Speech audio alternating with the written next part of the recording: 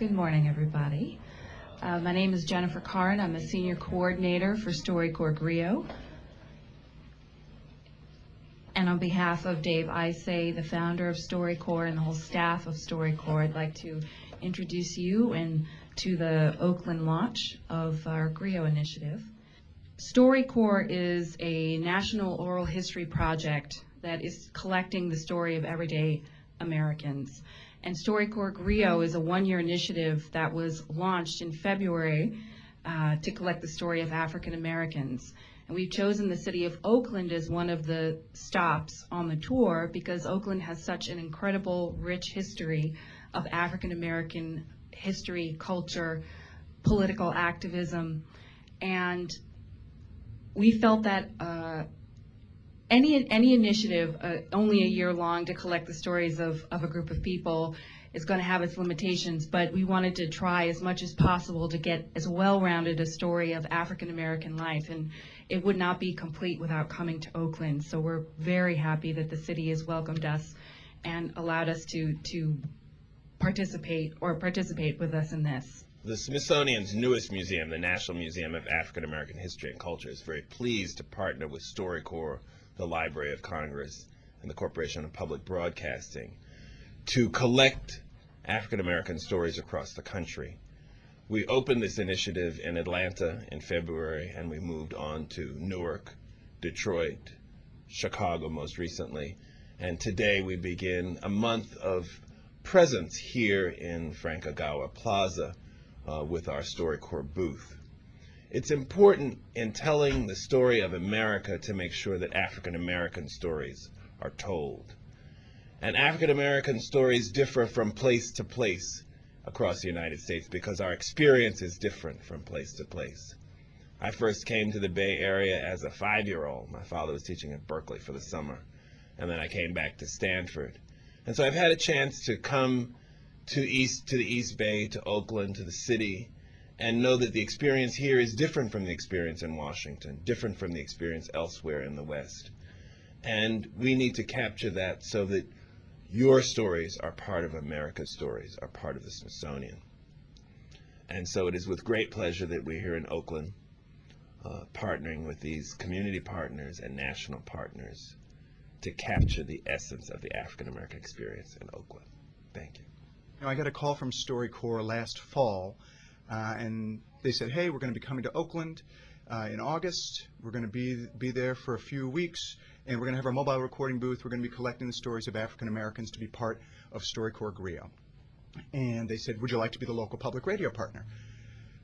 Well, I'd like to say I thought long and hard about it, thought about the resources involved, where it fits into our strategic plan, but I didn't. I don't think it was 60 seconds before I said, absolutely, count us in, tell us where to be and what we can do. And I haven't wavered from that feeling at all, and the more involved I've been in StoryCorps Griot, the stronger I felt about our involvement in it. The stories that will be told in the booth here and at the other field recording locations around Oakland over the next 6 weeks matter. You can't write a complete history of the freedom struggles of this country and the world over the last half century without including the people of Oakland. Many of those people who made that history are here, living, still working for justice, making this an incredible place to be. We want to make sure their stories are preserved, recorded, and shared. And beyond the history makers, you know, Oakland is a vibrant city with so many voices, so many stories that so rarely get heard. We are glad to be part of a project that brings those voices out. We are going to be broadcasting clips of stories that are told here in the booth here at Frank Ogawa Plaza on KALW, in addition to the ones that will air on Morning Edition across the country. We're very excited. We'll also be posting them on our website at kalw.org. I thank StoryCorps for coming to Oakland. I thank them for bringing us into this project. I appreciate the city of Oakland and the other community partners who've laid the groundwork that I know are going to make this an incredible 6 weeks. So thanks very much. Next, I'd like to introduce two people who are Bay Area residents and who are going to be able to speak to the importance of oral history and storytelling, and are wonderful history makers in their own right. Betty Reed Soskin, who is a Rosie the Riveter. I'd like to introduce you and come and talk. Calling me Rosie the Riveter doesn't quite fit. My introduction to the new national park, which was established in the year 2000 in October to celebrate the women who were the Rosies during the war all over the country. This brand new national park was created to celebrate them at a time when I was actually working as a member of the staff of member of the California State Assembly. I remember attending the first planning meeting, and there's a PowerPoint shown that talked about why Congress had designated Richmond as the place through which to tell this very important national story. And its mission, as stated, was that it was charged with telling the story of the nation through existing structures, and that more structures existed related to World War II in the city of Richmond and the Bay Area than any place else in the nation.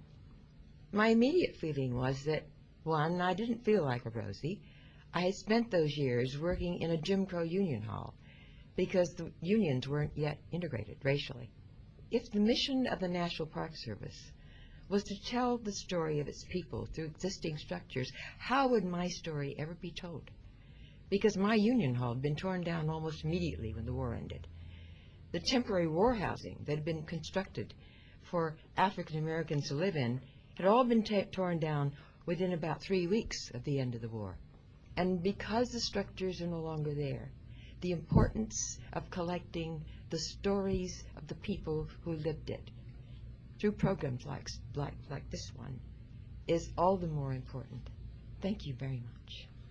I'd now like to introduce the author and aspiring jazz musician and writer, Ishmael Reed, who's recently written some music for Cassandra Wilson, and of course has published well over 15 books, essays, a major important part of the Black Arts Movement, and a professor for 35 years. Mr. Reed, please. Well, I'm glad that someone is doing the oral history of Oakland, because that's the only way that African Americans and other groups in this town have to answer the one-sided depiction of African Americans in the media. And the oral tradition has always been a way to talk back from the slave narratives to the present day. And often the oral tradition is more accurate than stuff written on paper. When I say one-sided, I think that if you look at the media, which I do maybe too much, I watch television so much that I've become a media scholar, written books about it, that you get one aspect of African American life. That's usually the criminal aspects of African American life. So we have a rich oral tradition and a written tradition in this town. As a matter of fact, Oakland is the classical literary town of California. This is the town that produced Bret Harte. Jack London, who is still one of the most famous authors in the world, lived here. They just sold one of his homes recently. George Sterling, Joaquin Miller, and a number of African-American writers have lived here, including Maya Angelou and many others. So we have a vibrant cultural and artistic scene here that's really neglected by the media. And I think these oral histories will reflect another side of the story. In addition to the City of Oakland, KALW, and the Smithsonian, there are local organizations that we're working with to collect stories, where we'll be going to their sites and collecting stories from them. Some of them are present right now, and I'd just like to list a couple of them quickly. The African American Museum and Library at Oakland, Alice Arts, Literacy and Children's Education, Eastmont Computing Center, Friends of Peralta, Hacienda Historical Park, Lifemark Group, the Chapel of the Chimes, Museum of the African Diaspora, the Oakland Veterans Administration, our Family Skate Association, Rosie the Riveter, World War II Homefront National Historical Park, whew, that's a mouthful, Stage Bridge, and Youth Radio. Lastly, to make a reservation at the booth, you can call our 800 number, 1-800-850-4406, or you can make a reservation online at StoryCorpsGriot.net, all one word. Thank you all for coming out.